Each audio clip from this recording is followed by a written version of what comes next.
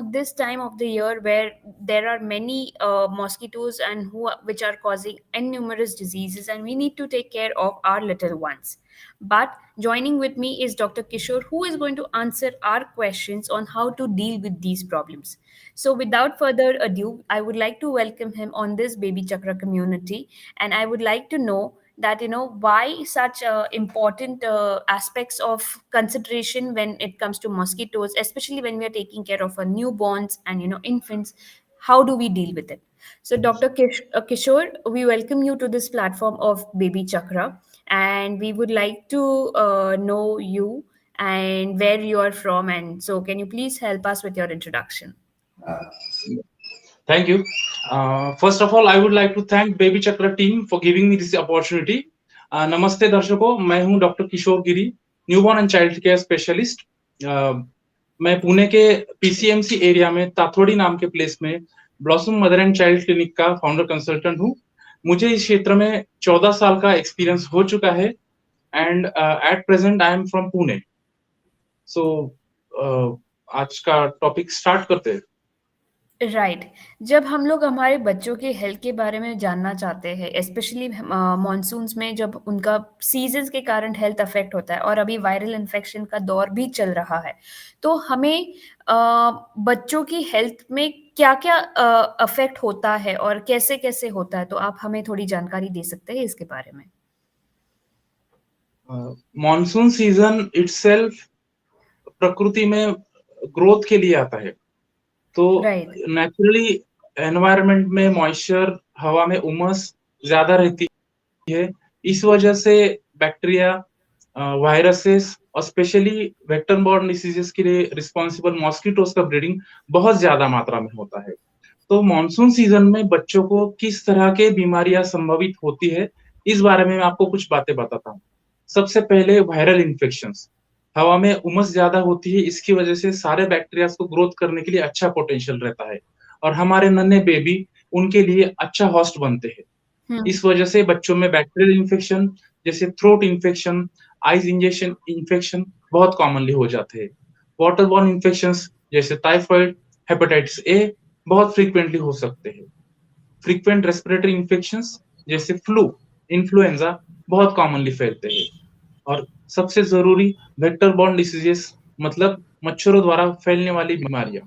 इनमें हमारे भारत देश में प्रमुखतर शामिल है डेंगू और मलेरिया और कुछ हिस्सों में चिकनगुनिया। तो हमें इन सारी चीजों का ध्यान रखना है। इसके अलावा हवा की उमस की वजह से बच्चों में स्किन रैशेस और फंगल इन्फेक्शन होने की संभावना भी बहुत ज्यादा हो जाती है। राइट जब हम लोग ये इसके बारे में बात करते हैं, तो इसके साथ-साथ कौन-सी रिस्क्स जुड़ी रहती है जो इन वो मस्कीटो बॉर्न डिजीज़ेज़ के लिए आती है, और हमें इसको कैसे आनी चाहिए? एज़ अ मदर या एज़ अ पेरेंट इसको हम लोग कैसे डील एज अ करें? तो पेरेंट इसके बारे वी में आप शुड बी क्या नोइंग बोलते हैं? दैट डेंगू एंड मलेरिया ये दो बीमारियां ऐसी है कि जो हमारे भारतीय महाद्वीप में बहुत ज्यादा मामले में पाई जाती है। इनमें ज्यादा से ज्यादा बच्चों में कम से ज्यादा से ज्यादा बच्चों में फीवर के साथ ही शुरुआत होती है, लेकिन इनके कॉम्प्लिकेशंस देखे जाए तो प्लेटलेट्स कम होना, उसकी वजह से ब्लीडिंग, यदि मलेरिया है तो सेरेब्रल मलेरिया तक के कॉम्प्लिकेशन हो सकते हैं। तो इस वजह से हमें ध्यान रखने वाली बात यह है कि मॉस्किटो से बचाव करना और बच्चों को मानसून के लिए प्रिपेयर करना, दोनों बातें उतनी ही जरूरी होती है।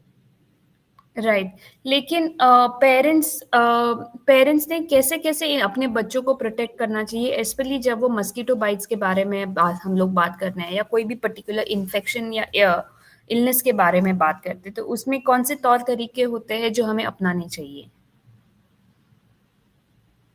स्पेसिफिकली अगर हम मॉस्किटोज से प्रोटेक्शन की बात कर रहे हैं आज, तो मैं बताना चाहता हूँ फिजिकल बैरियर मेथड जैसे मॉस्किटो नेट्स है, इलेक्ट्रिकल रैकेट्स है या फिर मच्छरदानी जिसे कहते हैं, वो सबसे बेस्ट है और सबसे इजी है।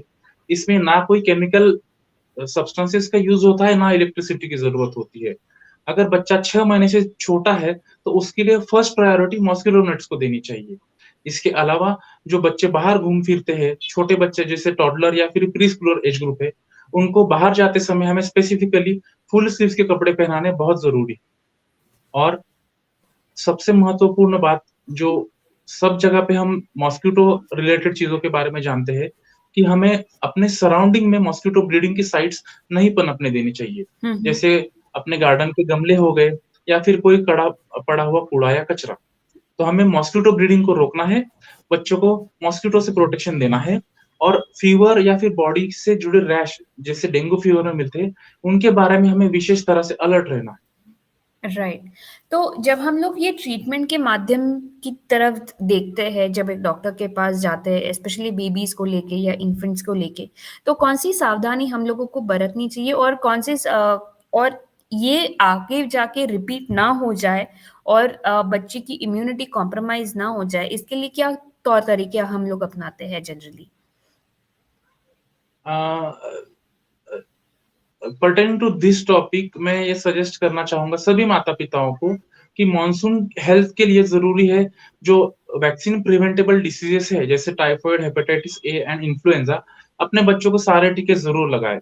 जहाँ तक मॉस्किटो रिलेटेड बातें हैं, उनके बारे में स्पेसिफिकली मैं बताना चाहूँगा, 6 महीने से नीचे के बच्चे के लिए मॉस्किटो नेट्स पे ध्यान दें। उसके बाद दूसरी बात बहुत से पेरेंट्स नहीं जानते हैं कि जो भी हम मॉस्किटो रिपेलेंट प्रोडक्ट्स यूज़ करते हैं, जैसे मॉस्किटो क्रीम्स या फिर रोल-ऑन्स, उनका मैक्सिमम इफेक्ट 8 आवर्स तक ही अ, असर चालू रहता है। तो जनरली अगर इवनिंग को 4 या 5 बजे अपन मॉस्किटो रिपेलेंट लगा देते हैं, तो रात को 8 12-1 बजे के बाद से उसका असर खत्म हो जाना शुरू होता है। तो पेरेंट्स को इस बात का भी ध्यान रखना ज़रूरी है। और सबसे महत्वपूर्ण बात एक डॉक्टर की हैसियत से मैं बताना चाहता हूँ, सारे वेक्टर बॉर्न डिसीज़ेज़ की शुरुआत बुखार से होती है और इवन सारे मॉनसून रिलेटेड इलनेसेस की।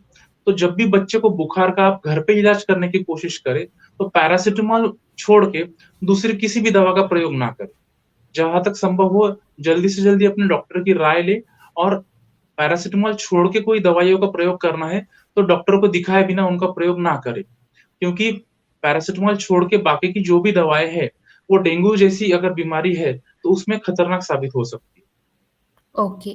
सो ये जो आपने जो टिप्पणी दी है वो बहुत ही ज़्यादा महत्वपूर्ण दी थी, क्योंकि हम लोग एक एज़ अ मदर हम लोग एक वेट करते हैं कि चलो बुखार नीचे आ जाएगा या तो कुछ होम रेमेडीज़ होगी, हम उसके तरफ ध्यान देना शुरू होंगे, या जैसे पिछले टाइम उस बीमारी में फ़ीवर में जो मेडिसिन्स दी थी वही हम लोग कंटिन्यू करना चाहते हैं। This is a very valid point that you have kept us alerted about, Dr. Kishore, and I'm very thankful that the Momstars at the Baby Chakra will be definitely implementing this. Before we come to the end of the session, Dr. Kishore, I would like you to give a quick takeaway message and a summary to whatever points we have just discussed, ताकि ये हमारे mother's के लिए helpful रहेगा और उन्हें याद रहेगा। For healthy monsoon season for your baby आपको 4 बातों का ज़रूर ध्यान रखना है। सबसे पहली बात बच्चों को मॉस्किटो प्रोटेक्शन अप्लाई करें जैसा हमने डिस्कस किया। दूसरी बात बच्चों का इम्यूनाइज़ेशन जल्द से जल्द कंप्लीट कीजिए। यदि कोई भी इम्यूनाइज़ेशन पेंडिंग के बारे में अपने पीडियाट्रिशियन से ज़रूर मिले। तीसरी बात generalise hygiene and specifically food safety के बारे में बहुत ज़्यादा ध्यान रखने की ज़रूरत है। और चौथी बात कोई भी फीवर हो बच्चे से जुड़ा हुआ मॉनसून सीजन में, तो उसको हल्के में ना लें। Right. So thank you doctor Kishore, आपने हमें बहुत ही अच्छे से गाइड किया है और मॉनसून्स और मस्कीटोज़ के बारे में जो आपने बताया है इस विशेष टॉपिक के लिए, क्योंकि बहुत ज़्यादा वायरल इन्फेक्शन भी बढ़ रहा है और बच्चों पे ज़्यादा असर हो रहा है, स्पेशली यंगर किड्स। तो thank you for joining us live. आपने जो विशेष टिप्पणियाँ दी हैं वो हमारे कम्युनिटी मेंबर्स के लिए बहुत ज़्यादा इम्पोर्टेंट रहेगी और useful रहेगी। So thank you from the team of Baby Chakra. It was nice having this conversation with you. Thank you.